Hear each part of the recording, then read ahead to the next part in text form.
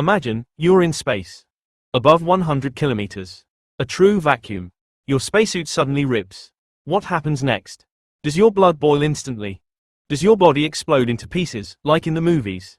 Do you freeze in seconds? Most people answer, yes, to all three questions. The reality is far more terrifying and simpler. None of that happens. You simply suffocate. Quietly. Quickly. Without noise. Without drama. And this has only happened to 3 people in human history.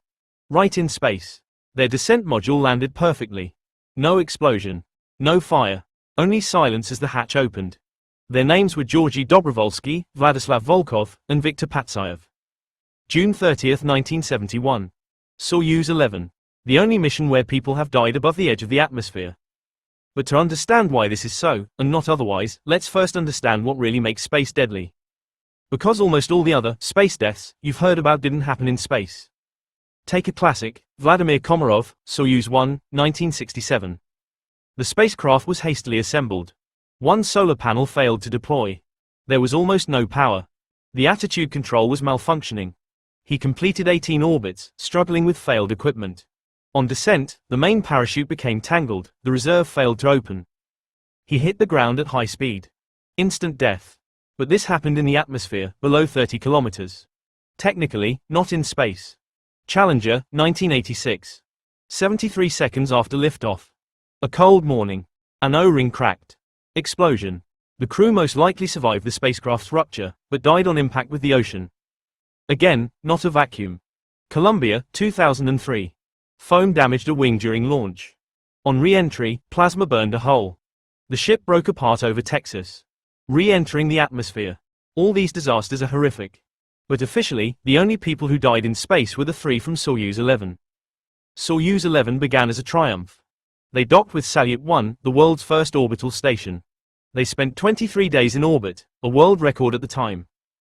They conducted experiments, photographed Earth, and even celebrated a birthday. Viktor Patsayev turned 37 in space. The re-entry seemed routine. Braking. The jettisoning of the compartments, the orbital, instrument parachute, and descent compartments. Everything according to plan. And then something happened that no one expected. During the separation of the compartments, a ventilation valve accidentally opened, the very one that connects the orbital compartment to the descent compartment.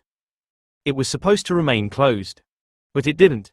Altitude, about 168 kilometers. Still far beyond the Kármán line. The cabin pressure drops from normal, approximately 915 millimeters of mercury, to almost 0 in 2 minutes. They're wearing lightweight flight suits. No pressurized spacesuits for descent, it was considered excessive at the time. No one thought the module could depressurize. They have 15 to 20 seconds of consciousness left. They try to close the valve. It's under the seat, difficult to reach. It's too late. Hypoxia hits like a wave, ringing in the ears, narrowing vision, fading consciousness. Death, from suffocation plus the effects of the vacuum, embolism sets in, fluids in the tissues boil, blood vessels in the brain, lungs, and ears burst. When they were found, there was blood coming from the nose and ears. The ship continues to fall automatically. The parachutes open normally. A soft landing in Kazakhstan. The ground crew bangs on the side. Silence. They open the hatch, 3 people in chairs, strapped in, their faces blue, their eyes open. Dobrovolsky is still warm. They try to resuscitate him. To no avail. They've been dead for over half an hour. And now the main question, what does a person actually feel in outer space without protection? From animal tests and rare accidents on Earth, consciousness lasts 10 to 15 seconds. Lungs don't explode. If you manage to exhale, there won't be a rupture. The saliva on your tongue boils. Your skin swells slightly. There's no freezing. Space is an excellent insulator. You're more likely to overheat from your own body. Death occurs within 1 to 2 minutes from lack of oxygen. A real-life case, a NASA technician in a pressure chamber in 1965. Suit depressurization. Conscious for 14 seconds. Managed to report that his tongue was boiling, lost consciousness. He was brought back to normal within seconds after pressurization. Survived without sequelae. The vacuum doesn't tear the body apart. It simply sucks the air away. No noise.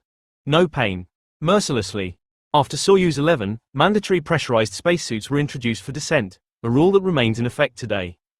Pressure sensors and emergency valve plugs were added. This tragedy likely saved dozens of lives later. Similar incidents also teach lessons. Alexei Leonov nearly died during his first spacewalk in 1965. His spacesuit inflated, and he barely managed to get back in, tearing the fabric with his hands.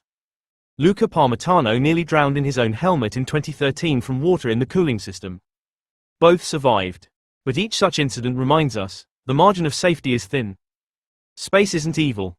It's indifferent. And 3 cosmonauts paid the ultimate price for us to understand this. If this video gives you a new perspective on spaceflight, like it, subscribe, and let us know in the comments, which space, almost, seems the most terrifying to you.